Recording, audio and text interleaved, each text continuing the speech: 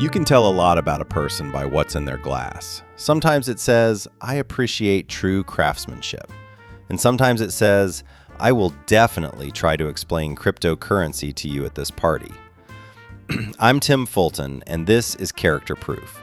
Every episode, we pour a different whiskey, break down the actual tasting notes, and then vividly imagine the exact type of person who drinks it on purpose. So grab a glass, pull up a chair, and get ready for some tasting notes and a whole lot of character flaws. Let's get pouring.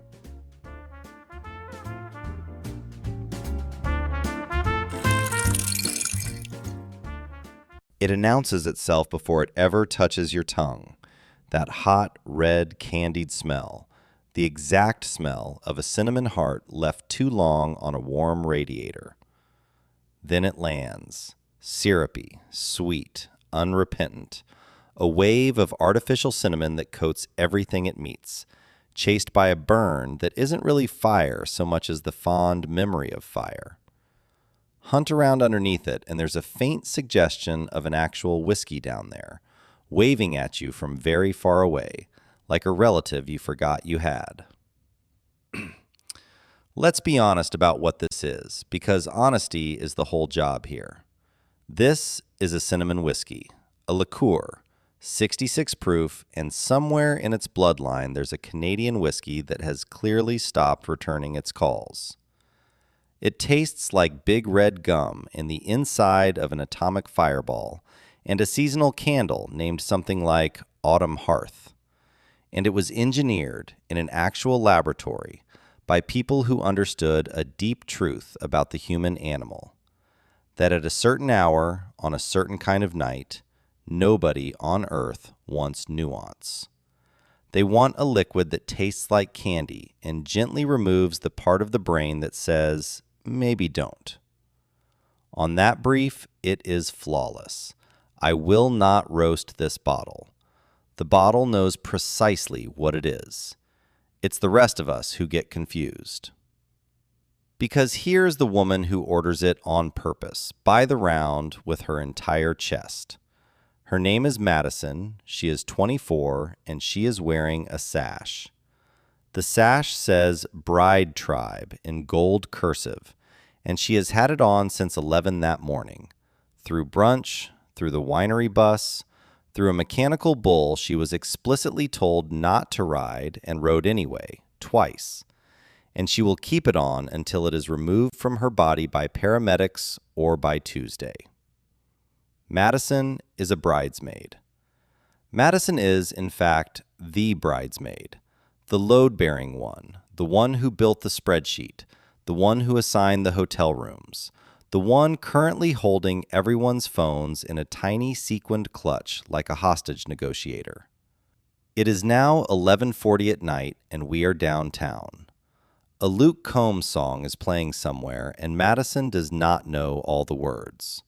But she knows the words that matter, roughly 40% of them, screamed at full volume with her eyes closed and one finger aimed at heaven. The other 60% she fills with pure vowel sounds and raw emotional commitment, and somehow it lands truer than the actual lyrics. She means every fragment of it. She has bought a round of shots for the girls. There are 9 girls, there are 6 shots. The math has never once mattered to Madison. She is delivering a toast, and the toast has no beginning and no end. It is a Mobius strip of, I love you so much, and this is literally the best night, and, okay, but seriously. And not one sentence reaches its destination, because each is interrupted by a fresh wave of love so total she has to stop and hug somebody. She will tell a woman she met 90 minutes ago in the bathroom line that they are soulmates, and she will be right. That is Madison's terrifying gift. She has already texted the bride's mother a blurry photo captioned, "She's so happy," and she meant it, and it happened to be true. She owns this night the way a hurricane owns a coastline. The heels came from a store called something like Lulu's and were never structurally rated for cobblestone, and one of them is about to go. Physics knows it, we all know it. And as she strides off the curb into the alley shortcut her phone insists leads to the karaoke bar, her ankle rolls with the casual grace of a newborn foal, and the left shoe departs into the dark, gone forever, achieving a kind of immortality. Madison does not stop. Madison does not even look down. She goes barefoot on one side, sash flying, 9 phones in one hand and a gas station Fireball nip in the other, and she yells something that is either "I'm fine" or "Free bird." The recording is unclear. Here's the affectionate part, because there's always one. Madison is the entire reason the bride will remember this weekend with her whole heart. Madison booked the Airbnb. Madison hid Advil and water in everyone's rooms before the chaos began.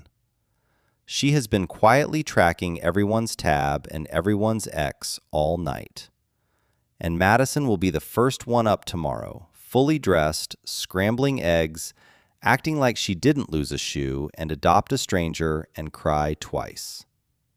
The cinnamon liqueur isn't a character flaw. It's the official fuel of a person who has unilaterally decided that everyone she loves is going to have the best night of their lives, whether their feet survive it or not. So pour the cinnamon, lose the shoe. Madison's got the phones.